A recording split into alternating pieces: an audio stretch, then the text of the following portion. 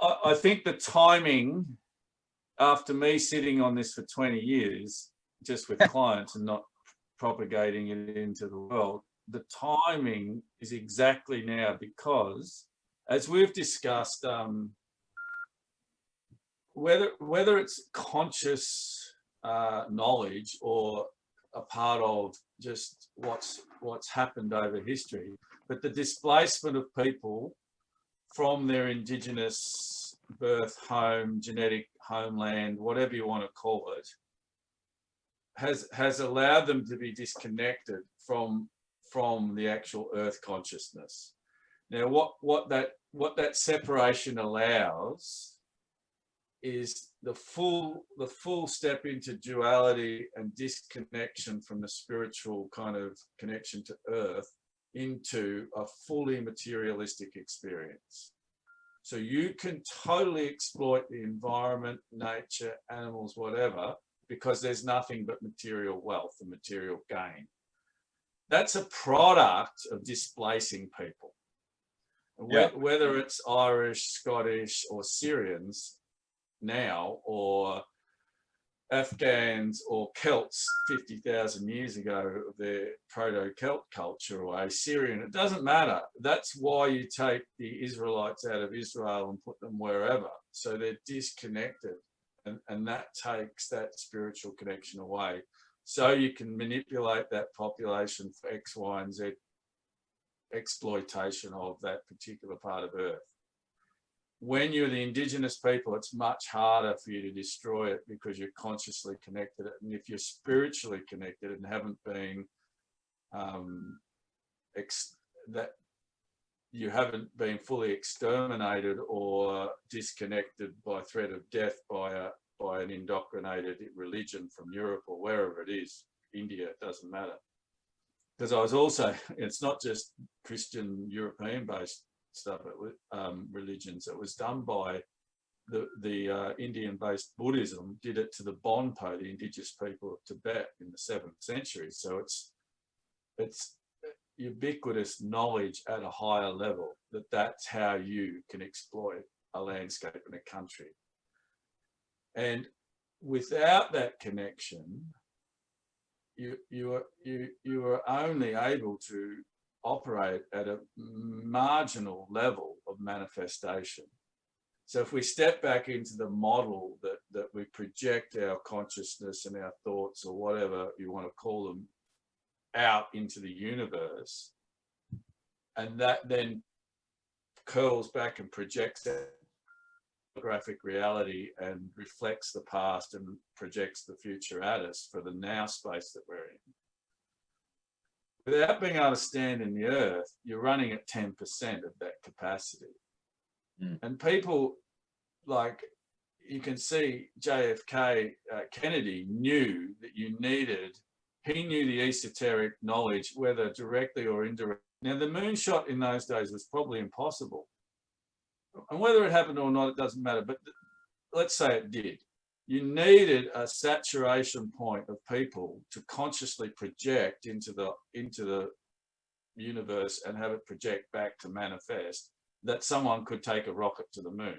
Now, without that population doing it and supporting that plan, it doesn't. I don't think it happens.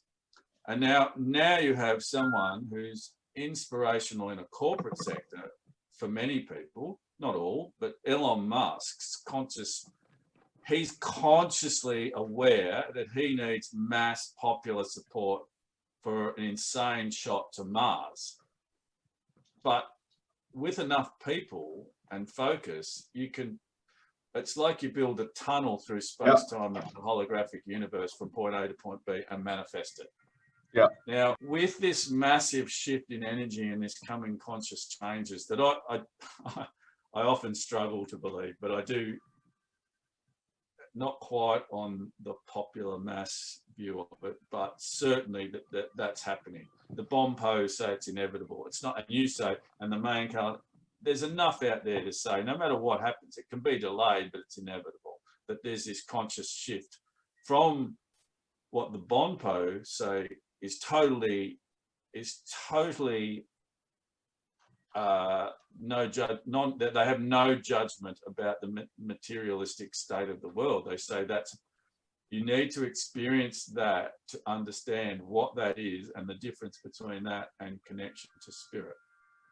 To be fully disconnected and just worry about material wealth, totally exploit the planet and nature and everybody else like that as a biome of the earth. The whole earth sort of swings, and that's inevitable. You can't stop that. It just will happen, but it can be delayed for 1,000 years or whatever, 10 years or 1 day or whatever, but it won't be stopped. And that's what you said often. They can try and stop it, but it's just pointless in the end. So they might as well give up earlier rather than later with less damage. But what the meditation does is gives you, no matter where you live in the earth, it translates the concept taught, or no, not even taught, but lived, the state of being lived by many indigenous cultures who are still connected to the spirit and consciousness of the earth as one flow, as one system, not as a separate entity. Yeah. And if we what I think we can do is give people the opportunity to touch back down and get their feet back down on the ground. Now that shifts their ability to manifest vastly. Not always with me, by the way.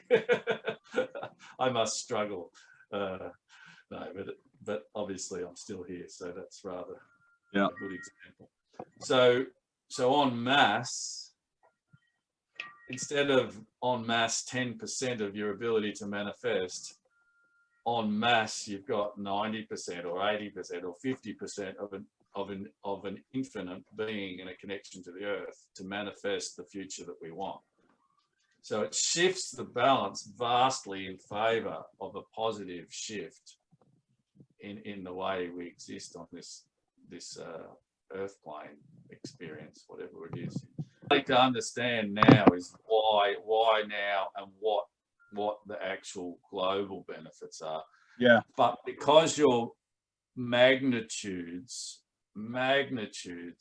more effective and powerful by standing in the earth and having that connection, because you're drawing on the whole earth, your whole experience, the whole universal experience.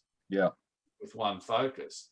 So the actual saturation point for that, and I'm sure it's used in esoteric circles all over the world, because instead of needing 1 million people to think this way, you need 1,000 people to think this way. Yeah.